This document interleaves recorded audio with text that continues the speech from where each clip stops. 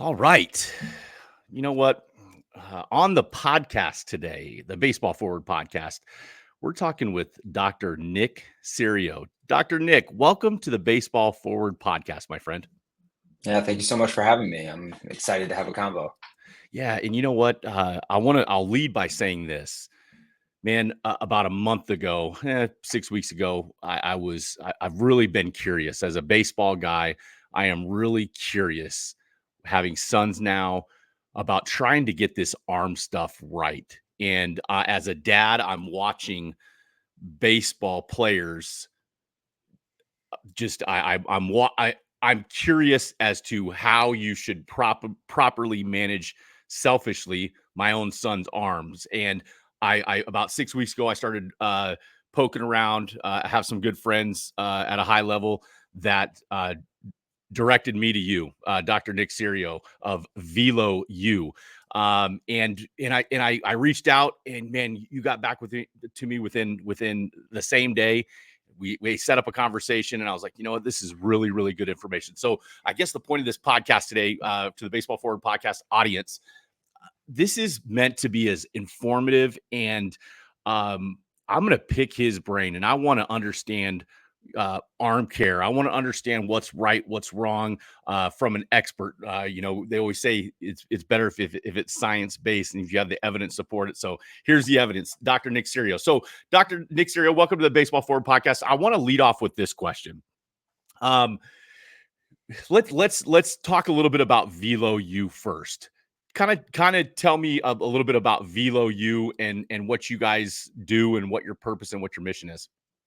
Sure. We are a 22,500 square foot facility in Westchester, New York. We house primarily pitchers and catchers. We also have, about 10% of our population is position guys as well. We train anywhere from about middle school all the way up through professional athletes.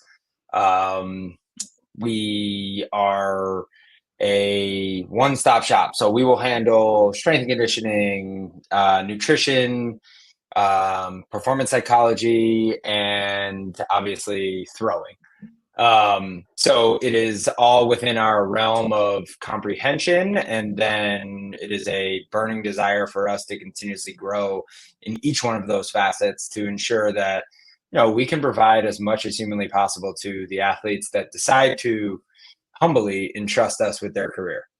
I'm curious. You and I have spoken previously, and it is very clear that you have a passion for the game of baseball. I'd like to know where that passion comes from. Yeah, I don't know that my passion is there anymore for the game of baseball, unfortunately. I played college baseball all the way up through, had an opportunity to go to three different Division III World Series, had a great career, like that was fun. But I realized my passion was seeing the success of others, and watching them flourish and making sure that none of them leave anything on the table, and trying to get an individual to get the most out of themselves is probably what drives me more than anything. Guys will laugh. They're like, hey, you watched that game last night, or for me? And I'm like, no, I have three kids. My oldest plays lacrosse. I'm like, the last thing I'm spending time is sitting down and watching a baseball game every night. And it's, at the end of the day, I'm fortunate because I have a ton of people around me that are obsessed with the game still. And, but for me, it's more about the connection with the athlete and trying to uncover exactly, what it is, what dial we need to turn in order to get the most out of them. Absolutely. Talking with Dr. Nick Serio of VeloU today. The original reason why I reached out to you is I had some pretty pointed questions, and I'll get into those because I think there's parents, there's coaches. Man, it blows me away how many coaches, they want to think they know, but they don't really have the evidence to support what they think is right and what they think is wrong. So I want to start with a general question for you and just pitching in general. And I get it. We're not going to change the game. There's always going to be pitching at the younger ages. But if you were recommending as the to the parents out there, when should a kid start pitching? When is it okay? When is it acceptable for the kid to get on the bump and start throwing? What would your answer to that be? So, acceptable, I think, like, listen, at a certain point, injuries are this delineating factor of, you know, genetic and predispositions to throw a baseball at a high level, right? But when we're at the younger ages, listen, as I indicated before, my son plays lacrosse as one of his primary sports, lacrosse and football, right? So, but he did start out in the baseball realm, and I watched that all the way through actually this year. And I just have a really big problem with like kid pitch at age 10 when we have coaches celebrating wins without giving up a hit. And it was like, 8 walks, and the kid pitched, 42 pitches in the second and then 24 in the third. And I'm just like, what are we doing? How is this teaching anybody? There's no lesson to be learned there. Now, granted, are there kids that are at age 9 and 10 that are very gifted and have, done that? Yes. But I do think that there is an opportunity, whether that is a travel opportunity to have pitching done at those levels and, in-house to have different variations of the way the game is played so that people can learn and grow and develop and develop a higher confidence at a younger age. I think that's really impactful. Now, getting back to like, digressing a little bit and getting back to your actual question here. So the number one problem at the youth level is not the necessarily like the velocity, right? The number one problem at the youth level is volume. So the joint at the end of the day just can't sustain the repetitive volume of throws. So to answer like when should a kid start to pitch, it's not the pitching that's the problem. It's the amount of repetitive throws in such a short period of time. I mean, if you think about it, right, and you let a kid go out there and he's going to pitch, I don't know, whatever these stupid pitching rules are, right? 60 pitches, right, for a 9-year-old. 60 pitches for a 9-year-old, but a 18-year-old can throw 90. That doesn't seem like the math is adding up there, right? But anyway, so you're going to let this kid throw 60 pitches. That's a repetitive amount of trauma, because it's trauma, to the elbow and shoulder joint that we're just not really equipped to sustain at these young ages. Now, it doesn't mean that we shouldn't have bouts of where we're trying to throw like that, but not at 100% and not, twice in a week, and we can't hold a 9, 10, 11, and 12-year-old to the same standards we hold a 15, 16, 17-year-old. And for that matter, we can't hold a 15, 16, 17-year-old to the same standards we hold 19, 20, 21, and 22-year-olds. It just doesn't work. The human system is not built that way. We don't ossify, meaning bones don't harden. We don't take full shape. The growth plates don't close. None of that occurs till around the 16, 17, 18-year-old mark. So when we're having that, we got to understand that we're changing the lever arm, right, of the actual angular motion, which means we're changing the stress at the joint, which means that the ligaments and tendons are trying to play catch up that whole time.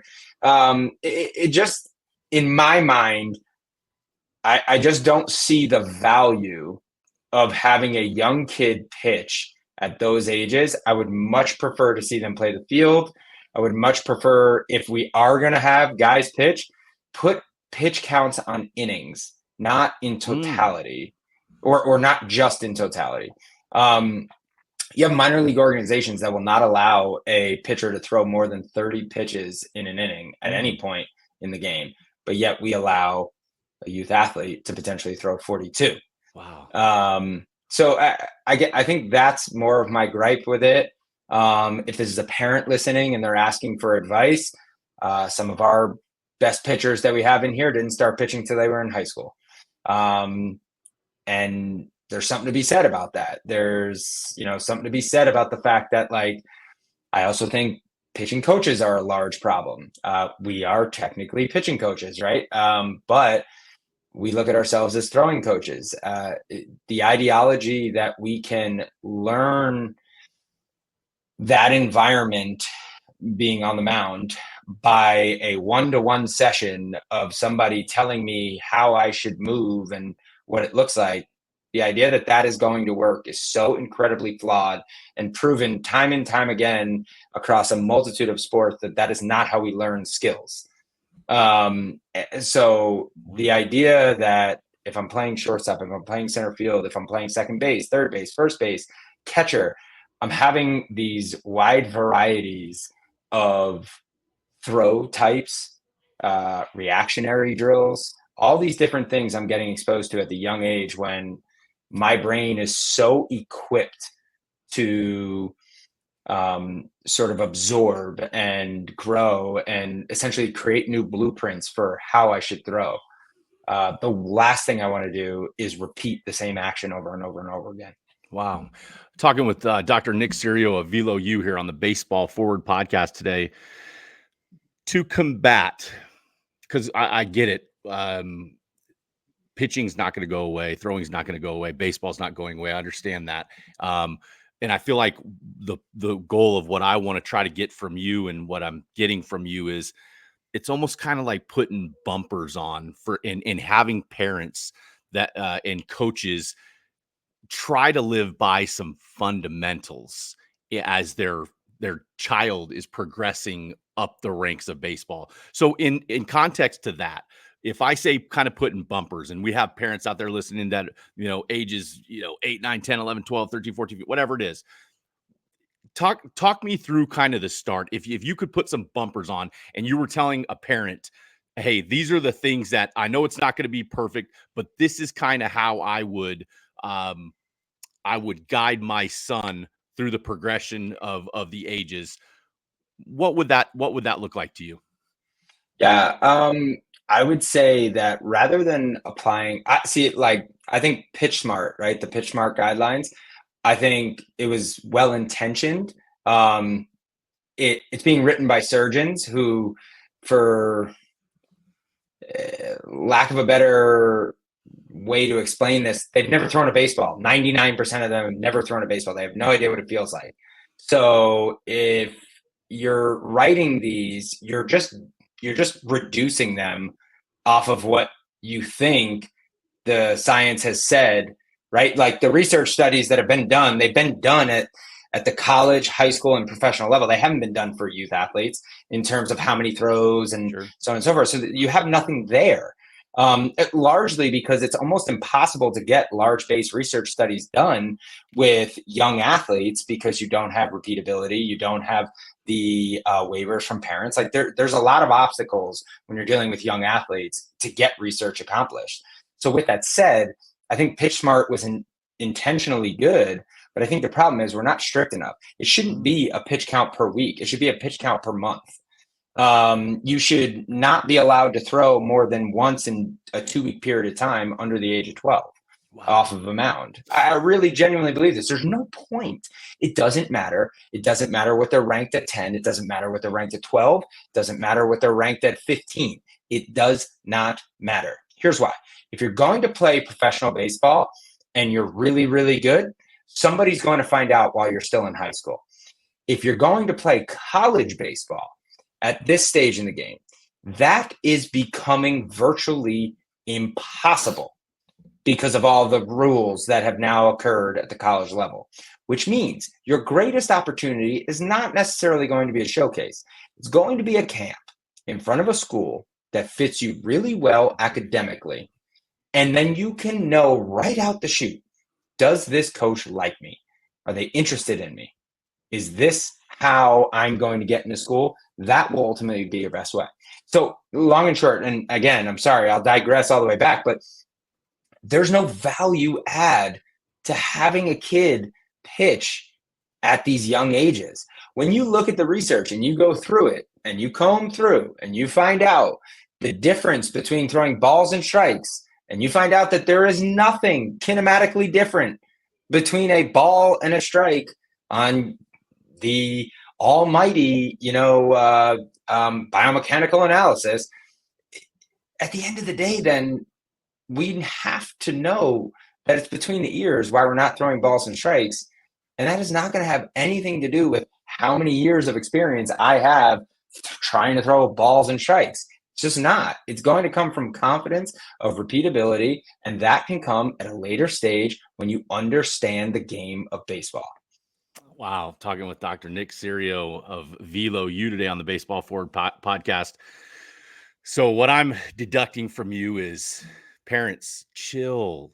Like there's just you pump the brakes, and certainly your son, because I'm going to lead you down this path. I want your take on it, but pump the brakes on the amount of pitching that's going on with your son, and essentially save the arm, save the bullets for when it matters.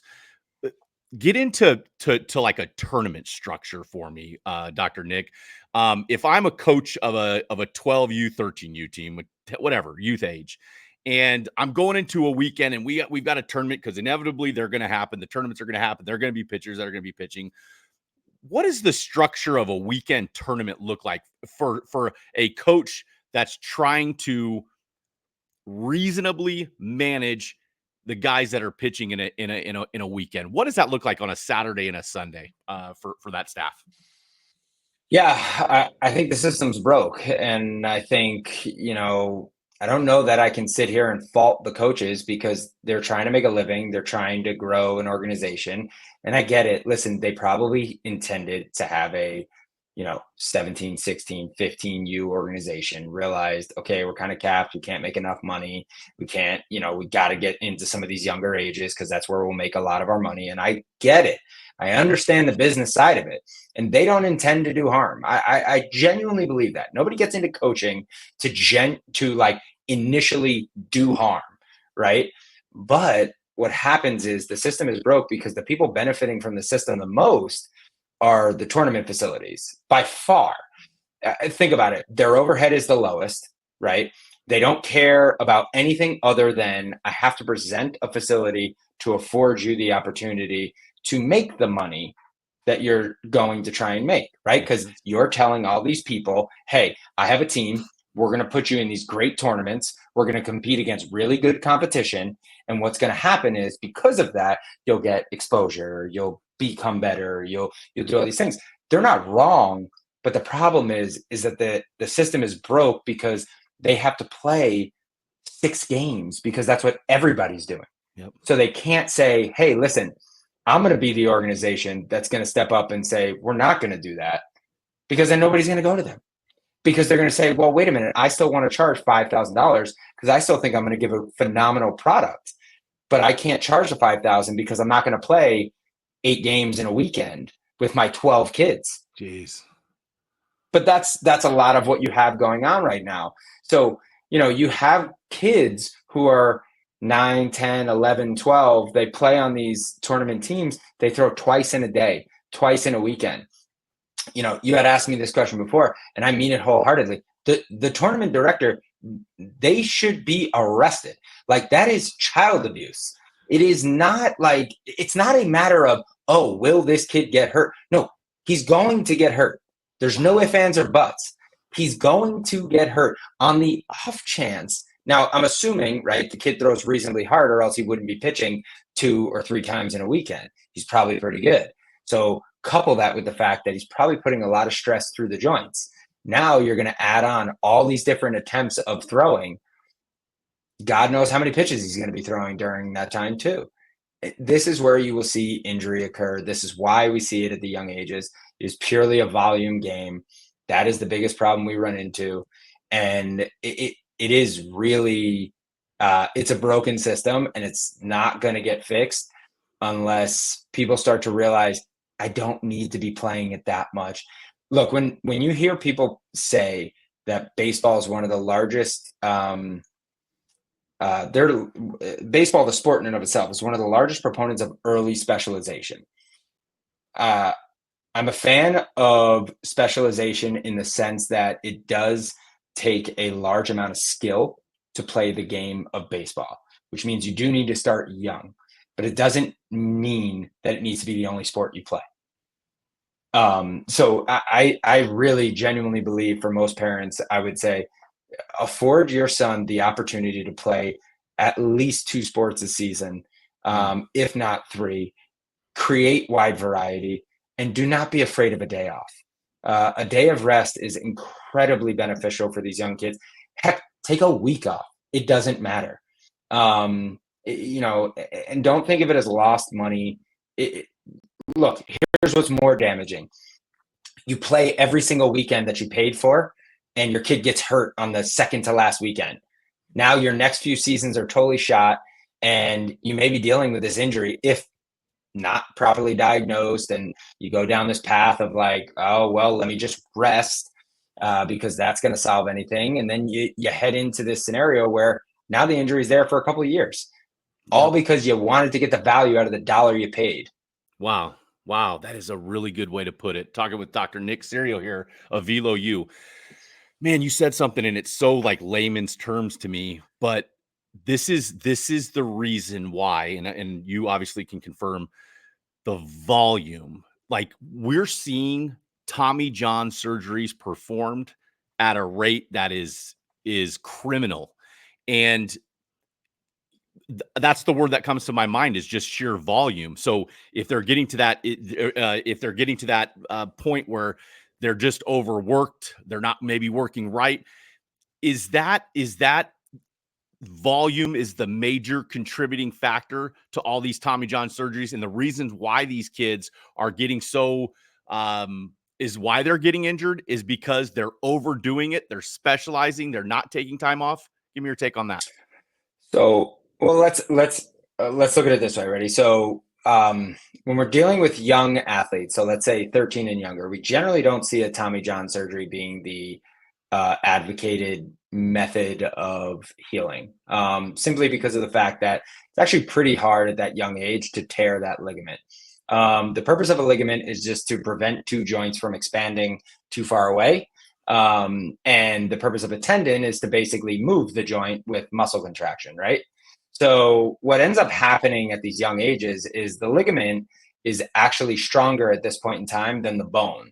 So because the bone hasn't really ossified, it's attached in that general area where the growth plate is, and you get what's called an avulsion fracture, where the ligament will actually rip part of the bone off. That is a damaging injury to a young kid. They will have some elements of a Tommy John surgery to heal that, or they will let it try and heal on its own over a period of time. They could also get fractures in the bones at those young ages where they'll have to put a screw in. So that's typically what we're seeing at these younger ages, and that is by far a volume issue. Now, let's understand this. We're seeing large amounts of Tommy John surgeries at the high school, college, and professional level, right? That is actually, in my opinion, by design. And I think that is a design that is coming down all the way from the top, from the MLB.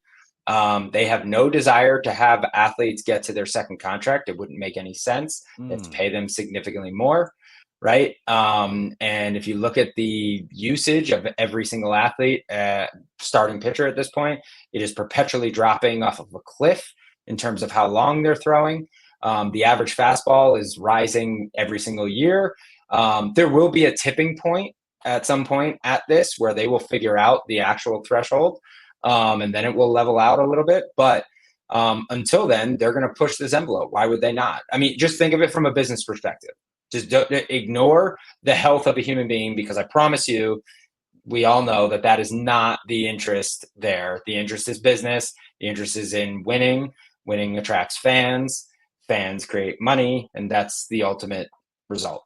And the people designing all of the rules in terms of the players union are the guys that make $1 bajillion already. So they're not going to change the rules to handle the young minor leaguer who blows out trying to chase that dream.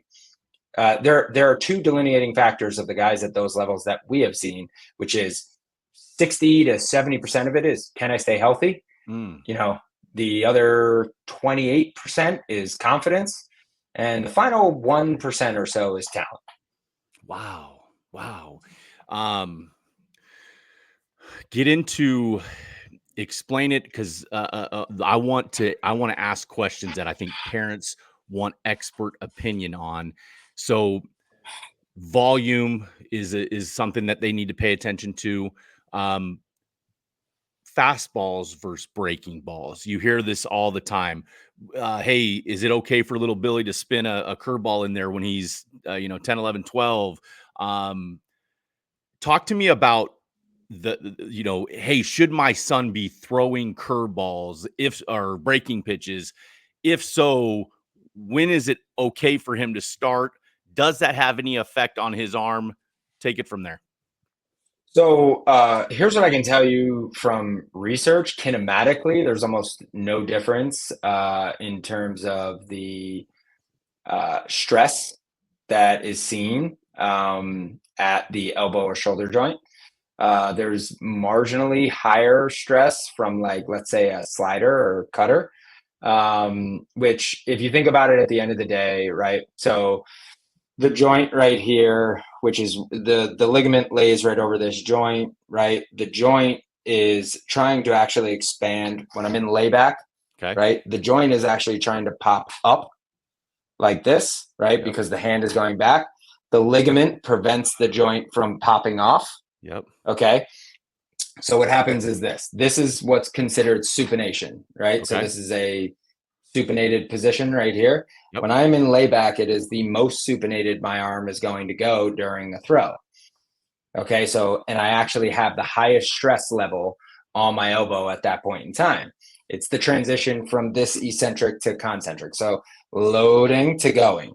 That's where we have that most what's called varus torque at the elbow joint. Now, I can understand why people would hypothetically think the curveball or slider are going to have a higher level of stress simply because they stay in a supinated position for longer on the ball, right? A fastball, you're coming back to this, which is a pronated position. Yep. Right? A supinated position is going to be here. You're going to slice around the ball, and then eventually every throw has to turn into pronation, or else the arm would just keep moving forward and fall off your body.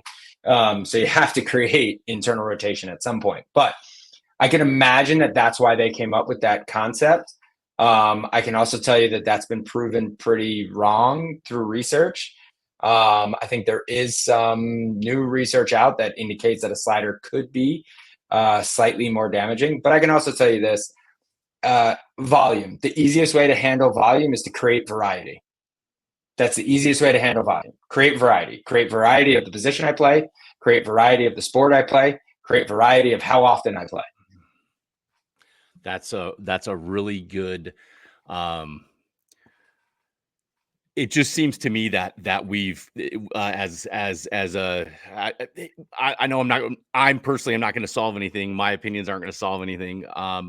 But I think from a coach's perspective, I care about the kids. Like, I care about, are they okay?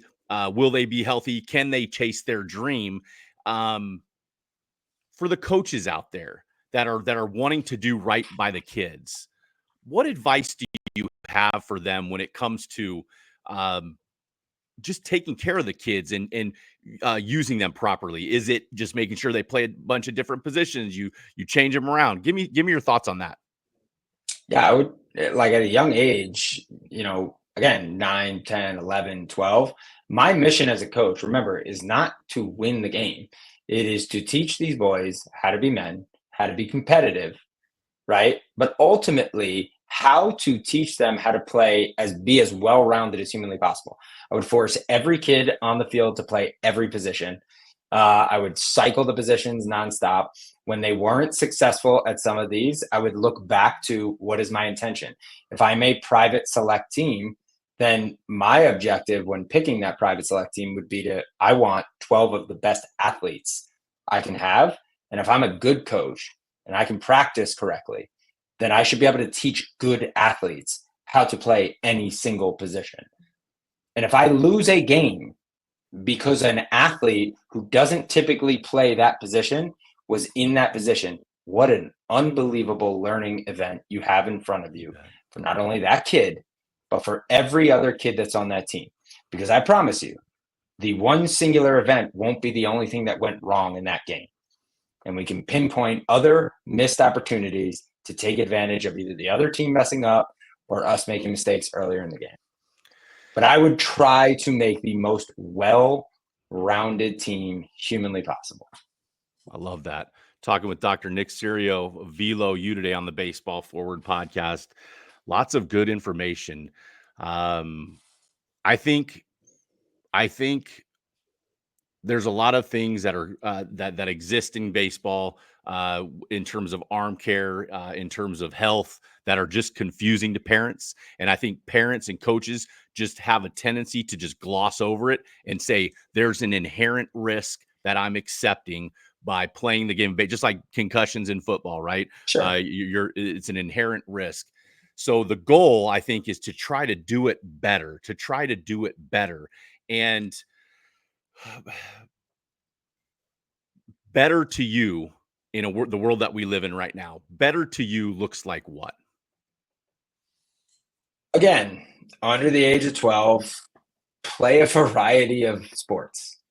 Over the age of 12, right? You're now entering into probably modified sports, right? Like 13-ish years old, 14 years old, somewhere right in there, modified freshman sports.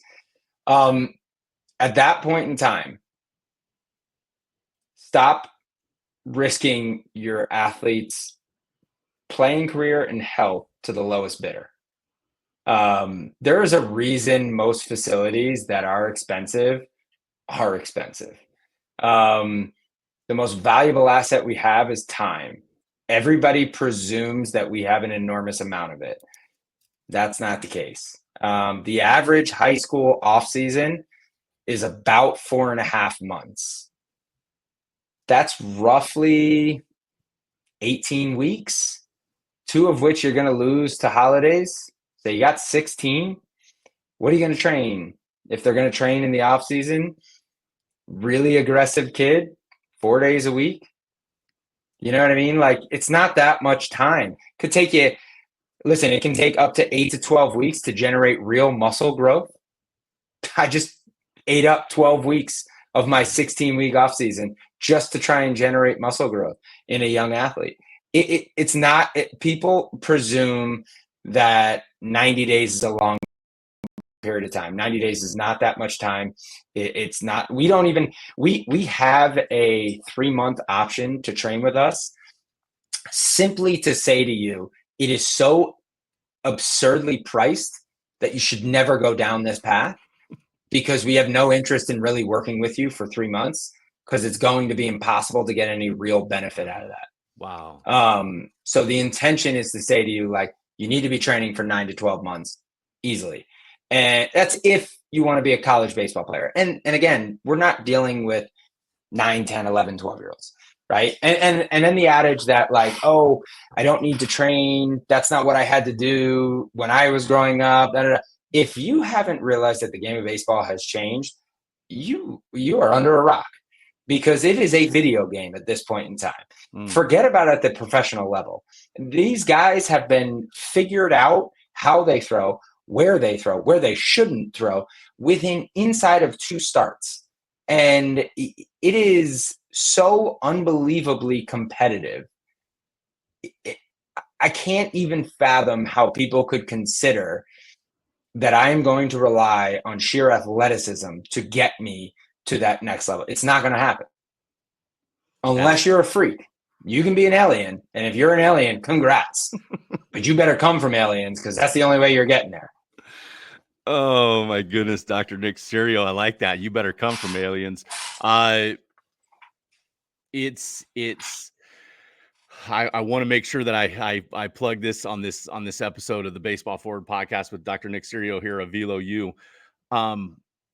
My buddy Dugan Moran is doing some really good things with arm care, armcare.com. And I know that you believe very much in, his products and what they're doing. Yep. Talk to me about arm care and the benefits that you can get from programs like that. Oh, listen. So we have been using arm care, I think, for like 4.5 years now. We became like pretty big partners with them just in this like last year. And we have just shy of 7,000 tests completed. Wow. So when somebody tries to tell me that that device doesn't work, I can wholeheartedly promise you, oh, it works. And not only does it work, it's the greatest advantage a young parent, like a parent that is trying to do best by their child, it is the greatest advantage you have to know if you are trending in a bad direction or if your son is in a good direction. I think the user frame for it does pretty well to explain sort of what numbers you're looking at and what's important and what's not. I also know that they're very willing to help explain in any way humanly possible, should you have questions on it. What an advantage to truly understand. This is the key. It's not only about like, hey, what is my current arm strength, but it's also how am I responding to the throwing that I just did? How am I responding to the training that I just did? Our guys come in the building and we have anywhere from 150 to 185 athletes cycling through in a week. It's every day that they're going to throw, they have to test before and after. If you forever whoever's listening to this, just visit armcare.com and look for the sensor, because what Dr. Nick Serio is talking about right now is this thing. You wear it, you run an exam on your arm within a minute and a half, and it basically gives you all the information you need, whether you should be throwing, whether you should be down. Can you expand a little bit on the technical side of it? Yeah, so it basically it's an isometric test. What that means is it's a magnitude of pressure that you're applying both in, out, in a scaption plane, so in the plane of your scapula, and then in grip. These 3 or 4 tests will give you a great indication of the not only the structural strength, so like the musculature around there, but it's also the neural drive to the shoulder. So like how well the signal from your brain is going there. What it does to help indicate what you should and shouldn't be doing, it tells you what might be weak. It tells you how you're recovering from your last time doing it. Wow. It gives you a gauge of whether or not this is a new like level that you've achieved or if you're descending down and it's time to rest. It does a great job of giving you a very good indication of where you stand from a strength deficit, which ultimately, when we're talking about volume, by the way, just so we're clear, when we're talking about volume, we're talking about strength. Volume just leads to fatigue, right? Fatigue is what strength is your resistance to fatigue at the end of the day. So when we talk about volume, understand we're actually just talking about strength deficit. Talking with Dr. Nick Serio here. A few more minutes on the Baseball Forward podcast. I really do appreciate your time today, and I hope that the listeners find the value the way that I do, because it is clear. I go back to the beginning of our conversation. Your passion, maybe not baseball at this point, but your passion is helping guys get the most out of themselves. And this stuff is fascinating to me. That number one, it exists because it never existed when I played. But for the parents out there listening, guys, there are solutions. There is a right way to do this, and it is as simple as doing some research on the internet. Dr. Nick, I want just some general practical advice from your standpoint right now for the parents that are out there looking for a new organization in the offseason for the spring, at whatever it is, looking for a new organization, first time getting into baseball. What would you want those parents to pay attention to when they're selecting a new team or a new organization to get with? Yeah, I would. I mean, if it was me, the very first question out the chute would be, "What is your philosophy to the organization, to the manager, leader, whoever is running it? What is your philosophy and why?" And I would want to understand. I don't give a shit where he played, how prolific his baseball resume is. None of that means anything to me. It is how many kids do you have in your organization? How often are those kids successfully playing the game and coming back the next year and playing with you again? Because I think that's a huge tell. If you have a bunch of kids who come because they have 27 teams, and then the next year it's a whole new crop of kids, well, guess what? It's a shitty product, and they're just doing a turnover, and they're just playing the churn game because there's enough kids and they'll get that volume in, right? So, like, at the end of the day, I would research the heck out of the person I'm entrusting with my kid's career. And if they're not willing to answer questions, that's a huge tell right there. That's probably not the organization you want to go to. I mean, listen, we have a pretty decent resume when it comes to baseball. Probably 3-4 times a week, I'm on the phone with a parent that has simply just a question before they sign their kid up. I have no problem answering that. We're not too big for that. I'm a parent myself. I would want to know, we're expensive as hell. If I'm spending that much money, I need to understand why it costs this much. And I think that's super important. And I think if somebody pushes you away from that, then that is the number one tell that that organization is not the right organization for you. Next, I would say tackle the low-hanging fruit. I think it's often overlooked. I think, our society is so busy. There's 1,000 things you're running to. Sleep is imperative. Diet is imperative. Kids do not need to eat like us as parents. As parents, we don't have the same circulating hormones. We can't get away with eating the way they can eat. And because of that, we tend to then, because we're the buyers of the food, we buy the food and cook the meals in the way that we want to eat, as opposed to the way they probably need to eat. So I would tackle those and make sure they're having fun. If the sport is not fun to them, you will burn them out quicker than anything you've ever seen. Next, I would absolutely purchase an arm care unit. It is a low-hanging fruit. That's a shameless plug for our partners here, but there is no downside to having that unit. It costs $260. I think that includes a year subscription. I hope it does, or else I'm going to get in trouble. But okay, so I think that is a no-brainer. The other thing, I said variety. One of those varieties, one of those sports that you can play is strength training. Again, research the hell out of the person you are going to trust with strength training, arguably just as much, if not more, than the baseball coach. Here's the thing. Oh, I don't know anything about strength training. How am I going to, understand whether or not this guy is the right guy for me, or this is the right facility for me? When you walk in, are there other kids your son or daughter's age? If there's not, it's not the right facility for you. Wow. Because I promise you, they're not going to be equipped to understand how to likely work or have the patience to work with young athletes. Next is the environment inviting for a young athlete. Because if it's not inviting, you're going to turn them off immediately.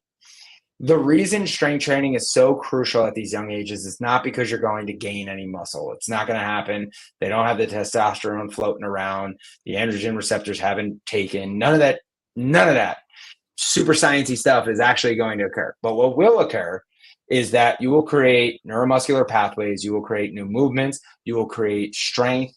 All of these things will happen because the body will get very familiar with these specific movement patterns that are foundational that we need to develop at these young ages. And they will be primed for when all those hormones come into play. They will be primed to lay down the foundation on top of that now, because those movement patterns are already ingrained. And then, like I said, that just builds off the final point, which is variety. And again, I'm if you're ever going to be a parent, accept the fact that you're going to be terrible at your job, because every time you're going to go down the path of like, oh, I have this nailed, I think I'm doing the right thing, and then you're going to get a curveball and that's going to be wrong. But I will say, there's a fine balance between pushing and making it enjoyable. I'm always towing that. That is always a tough task. I feel for every parent out there that is towing that line. It is not easy, but expose them to as many different types of testing themselves, because that's all sports is, testing themselves as humanly possible, right? Football, lacrosse, wrestling, basketball, hockey, it doesn't matter. Let them try everything until they get basically to middle. Nothing matters before puberty. Nothing. Wow. I don't care. I love when we get a guy that comes in and they're 11 and they're like, oh yeah, he's ranked in the top 25 in the country. So we wanted to bring him to the best place. Great. We won't train him yet. He can't work here. He can't come in until he's 13 years old. Really, he's just not mature enough. Sorry, we're not going to deal with it. And it's not because I wouldn't love to work with that athlete. I would love to, but I'm not going to deal with the athlete. I'm going to deal with the parent. And at the initial stages, what we need to understand is that none of that stuff matters. It's about them testing and figuring out who they are in all these sports. Dr. Nick Serio, you know what I love about baseball? I love the people in the game, and I love the people that surround the game. And one thing that sticks in my mind and stays true over time is I'm blown away with how helpful and how amazing the people inside the game of baseball, you included, that are willing to take phone calls, are willing to answer text messages and emails, for the inquisitive parents and the families and the coaches out there that want to be better. Guys, there are resources for you to go to. I'm a mush brain when it comes to all this arm care stuff, and I'm trying to learn and I'm trying to understand so that I can speak more intelligently on it. And Dr. Nick, I am so appreciative of your time and your knowledge on just so many topics that people feel so helpless on. So I want to give you the last word on maybe where we can find you. What you got, anything that you want to plug, and then I'll wrap us up. Yeah, Velo University on Instagram, TikTok, and VeloUniversity.com. We have an amazing team. I think the final thing I'll leave you with is what I truly mean, and I said it earlier, is stop allowing your child's career to be hindered by you going to the lowest bidder. If you can't afford it, speak up, because most facilities, most people that are in this profession are in it for the right reasons, and they will help you out. But if you can afford it, pay for it, because you're going to pay for something that should be worth it. Investigate, and I promise you'll get the most out of it. Dr. Nick Serio, Velo University, thank you for being on the Baseball Forward podcast. Hope to have you back, and I hope you have a wonderful day. Thank you.